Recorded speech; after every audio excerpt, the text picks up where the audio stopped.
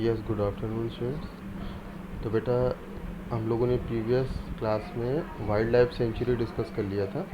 अब हम लोग उसी से रिलेटेड नेशनल पार्क डिस्कस करेंगे। जैसे कि हमने बताया था कि जो भी आपके वाइल्ड लाइफ सेंचुरी हो गए, बायोस्फीयर रिजर्व हो गए, नेशनल पार्क हो गए, ज़ू हो गए, इनमें सभी में जो है एनिमल्स और प्लांट्स को प्रोटेक्शन दिया जाता है। ठीक है, तो सब कुछ एक दूसरे से रिलेटेड हैं। बस अगर लार्ज एरिया की बात कर लो कि जो कोई बहुत बड़ा एरिया कवर करता है ना, तो आप उसको जो है बायोस्फीयर रिजर्व बोल दोगे। ठीक है, फिर उससे छोटा अगर कोई थोड़ा सा कम करेगा तो आप उसे वाइल्ड लाइफ सेंचुरी बोल दोगे, और कम करेगा नेशनल पार्क, सबसे कम करेगा। तो इस तरह से जो है अकॉर्डिंग टू स्पेस, है ना, तो इन लोगों को जो है अलग अलग नेम में डिवाइड किया गया है। बाकी सबके काम एक है। ठीक है, कहीं एनिमल्स को प्रोटेक्ट किया जा रहा है, कहीं एनिमल प्लांट्स दोनों को प्रोटेक्ट किया जा रहा है। ठीक है, बाकी सब कुछ सेम है।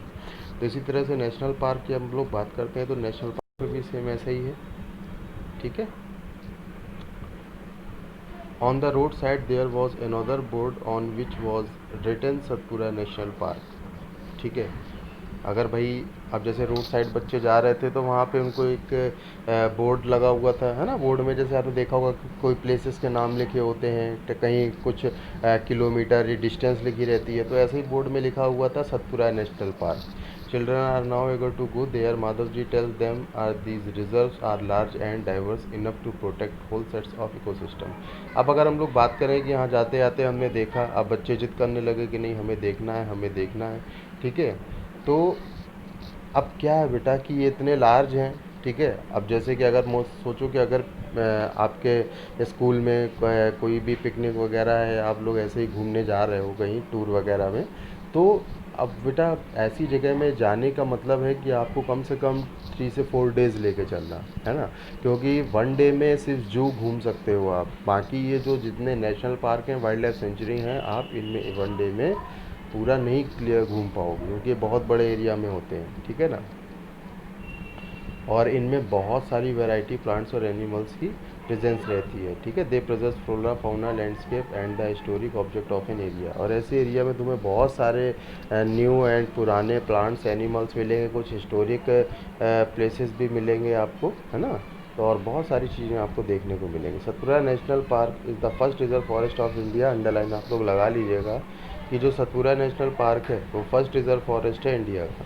ठीक है ना, the finest Indian teak in the foundation of forest. ठीक है, और इस तरह से जो है यहाँ पे बहुत सारे वैरायटी के प्लांट एनिमल आपको देखने को मिलेंगे। ठीक है, तो ये आई थिंक हो गया था। फिर इससे रिलेटेड कुछ प्रोजेक्ट टाइगर, जैसे कि मैंने आपको बोला था कि जो एनिमल्स जो है ख़त्म होने की कगार में हैं, ठीक है ना, उनको जो है प्रोटेक्ट करने के लिए, ठीक है, सेफ रखने के लिए, उनकी पॉपुलेशन इंक्रीज़ करने के लिए हमारी गवर्नमेंट उन्हें प्रोटेक्ट करती है। ठीक है, और उसको एक नेचुरल एनवायरनमेंट प्रोवाइड करती है। ठीक है, और उसको जो है ईज़िली वो उसको सर्वाइव करने में हेल्प करती है, जिससे कि उसकी पॉपुलेशन इंक्रीज़ हो, ना कि डिक्रीज़ हो। तो इस तरह से देखो, प्रोजेक्ट टाइगर के बारे में भी इन लोगों ने एग्जांपल दिया गया है। ठीक है, और नाम भी है सतपुरा टाइगर रिजर्व।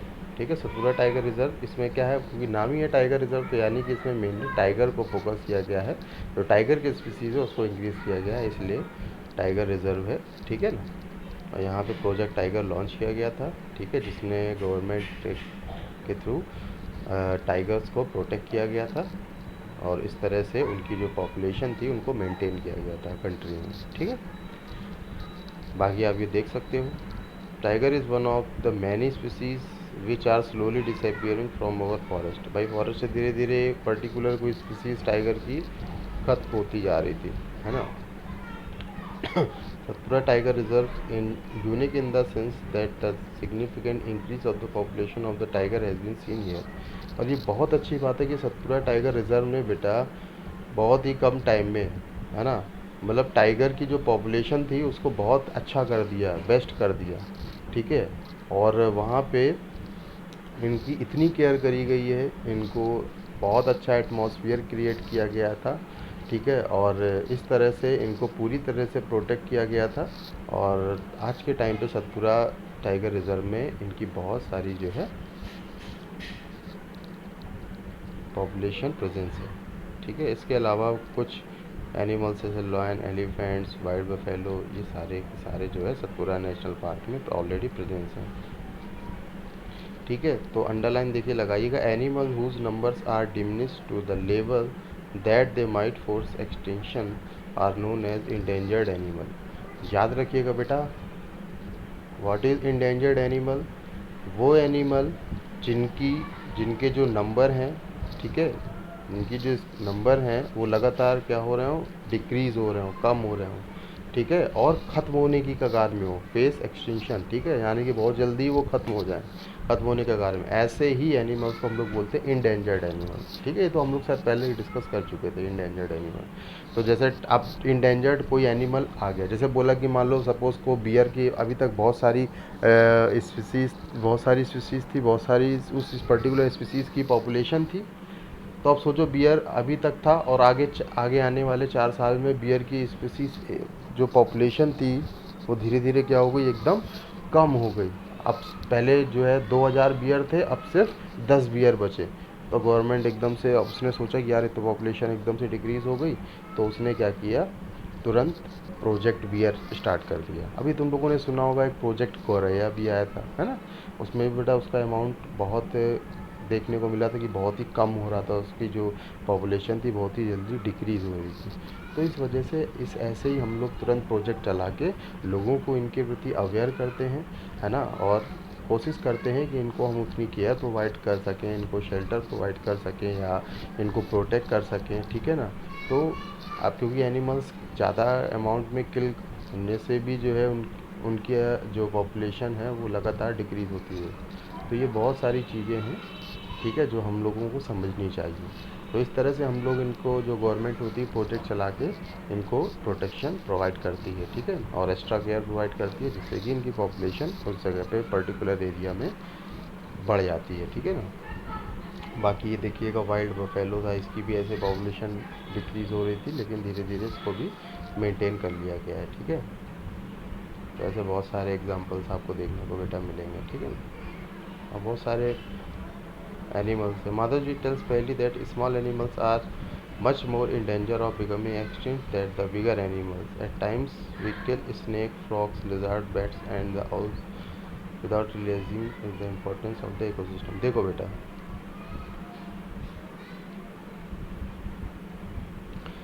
देखा जाए तो कुछ स्मॉल एनिमल्स है, जैसे हम लोग आंट वगैरह की बात करें, इंसेक्ट की बात करें, तो यार इनको तो हम लोग बहुत ही अवॉइड करते हैं। हम देखते हो अगर आप चलते हो कहीं तो कितने, मुझे तो लग रहा है शायद हज़ारों चींटी आंट आपके ऐसे ही पैरों के नीचे आ जाती हैं। तो सोचो वो भी एक एनिमल है, ठीक है, वो भी इस इकोसिस्टम का एक हिस्सा है, एक पार्ट है, ठीक है।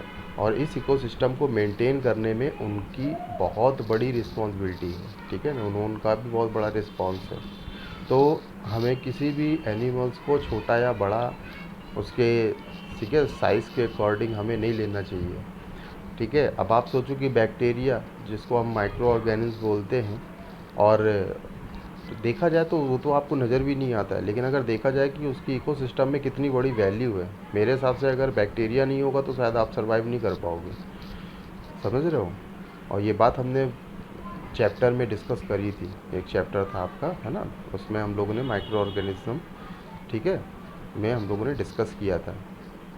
तो कहने का मतलब क्या है कि बेटा कोई भी एनिमल हो, वो रैट हो, रैबिट हो, स्नेक हो, कोई भी हो, अच्छा कोई भी एनिमल जैसे स्नेक वगैरह की हम लोग बात करते हैं, तो बेटा ये हमारे जो है नेचर के लिए बहुत अच्छे हैं, ठीक है, और ये हमारे इकोसिस्टम को बैलेंस करने में हेल्प करते हैं, लेकिन हम लोग उनसे डरते हैं। देखो, और वो अब डरते क्यों हैं? क्योंकि वो पॉइजनस होता है। अब बाई चांस हम कहीं जंगल में जा रहे हैं, उसने हमें बाइट कर लिया, हमारी तो डेथ हो जाएगी। तो बेटा वो तब ऐसा करते हैं, ठीक है, जब उनको जो है आपसे, उनको ऐसा लगे कि नहीं आप उनको मारने वाले हो, या आप उनको ऐसा खतरा अगर आपसे फील होता है तो वो अपने प्रोटेक्शन में आपको बाइट करते हैं। बाकी उनसे डरने की या उनकी तरफ हीन भावना रखने की कोई ज़रूरत नहीं है ना।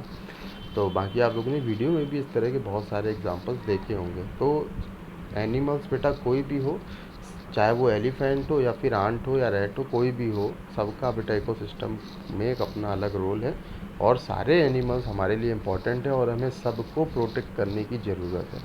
ठीक है, हो सकता है इंसेक्ट की बहुत लार्ज वैरायटी है हमारे अर्थ में प्रेजेंट टाइम में, बहुत अच्छी बात है, बट अगर ऐसे ही ये हज़ारों की संख्या में, लाखों की संख्या में किल होते रहेंगे तो हो सकता है आगे आने वाले टाइम में ये ना बचें, तो भी हमारे इकोसिस्टम में डिस्टर्ब होगा, इम्बैलेंस होगा। ठीक है, तो ये ज़रूर याद रखिएगा। An ecosystem is made of all the plants, animal and micro organism. बहुत अच्छी बात कही है इन्होंने। ये आपका इकोसिस्टम सिर्फ बड़े एनिमल्स या कोई बड़े प्लांट से बन के नहीं बना हुआ है, सारी चीज़ों से मिलके बना है। इसमें आपके प्लांट्स भी हैं, ठीक है, ऑल टाइप्स ऑफ प्लांट्स हैं, एनिमल्स हैं और माइक्रो ऑर्गेनिज्म हैं। ठीक है ना, in an area along with non-living components such as climate, soil, river, deltas etc. और इसमें कुछ नॉन लिविंग कंपोनेंट्स भी हैं, है ना।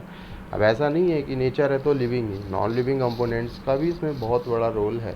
उसमें क्लाइमेट है, सॉइल है, रिवर है, डेल्टा एक्सेट्रा, ये सारी चीज़ें। ठीक है बेटा, तो अब बात हम लोग करते हैं रेड डाटा बुक की। What is red data book? तो रेड डाटा बुक का बस इतना सा मतलब है बेटा कि अगर कोई भी आपका एनिमल, ठीक है ना, कोई भी एनिमल अगर आपका इंडेंजर्ड एनिमल में आ गया है, यानी उसकी स्पीसीज़ लगातार ख़त्म हो रही है, उसकी पॉपुलेशन लगातार डिक्रीज़ हो रही है, अगर वो इंडेंजर्ड एनिमल हो गया है तो उसका डिटेल कहाँ मिलेगा आपको? वो मिलेगा रेड डाटा बुक में। देखो, ये एक ऐसी बुक है, जैसे कि आपने फ़ोन डायरेक्टरी वाली सुनी देखी होगी, बहुत पहले आती थी, कि उसमें बेटा जितने भी कहीं पे भी कनेक्शन होते थे फ़ोन के, जो भी आपके हेडफोन घर में होते थे, तो उनके नंबर आपके उसमें लिखे रहते थे। ठीक है, अगर आपके पास में नहीं है तो आप वो फ़ोन डायरेक्टरी ओपन करके आप उसे देख लेते थे। तो इस ऐसे ही एक ऐसी बुक है जिसे बोलते हैं रेड डाटा बुक। इसमें उन स्पीसीज़ के बारे में पूरी की पूरी डिटेल दी गई है जो स्पीसीज़ इंडेंजर्ड में आ गई हैं या पूरी तरह से एक्सटिंक्ट हो गई हैं। अच्छा, आपको ये भी पता होना चाहिए कि ऐसी बहुत सारे प्लांट्स और एनिमल्स हैं जो एक्सटिंक्ट हो चुके हैं, है ना, तो अब इस दुनिया में नहीं है। हम लोग कॉपी किताबों में पढ़ते हैं लेकिन उसमें भी सब तरह के नहीं पढ़ते हैं। तो रेड डाटा बुक अगर आप लोग एक बार लाओगे ना, तो रेड डाटा बुक में आपको हर एक स्पीसीज़ के बारे में, चाहे वो प्लांट हो या एनिमल हो, आपको देखने को, जानने को, पढ़ने को मिलेगा, आप सीख पाओगे। ठीक है, तो रेड डाटा बुक में इंडेंजर्ड एनिमल और एक्सटिंक्ट दोनों टाइप के एनिमल्स का पूरा एक रिकॉर्ड होता है। ठीक है, पूरा डाटा होता है, इसे बोलते हैं रेड डाटा बुक। ठीक है, तो लिखा हुआ है red data book is the source book which keeps a record of all the endangered animals and plants. ठीक है,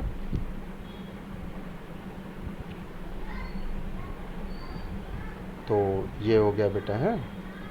तो आई थिंक आज के लिए इतना ही है। कल से हम लोग माइग्रेशन, आपका सिर्फ लास्ट टॉपिक बचा हुआ है, ठीक है ना, माइग्रेशन।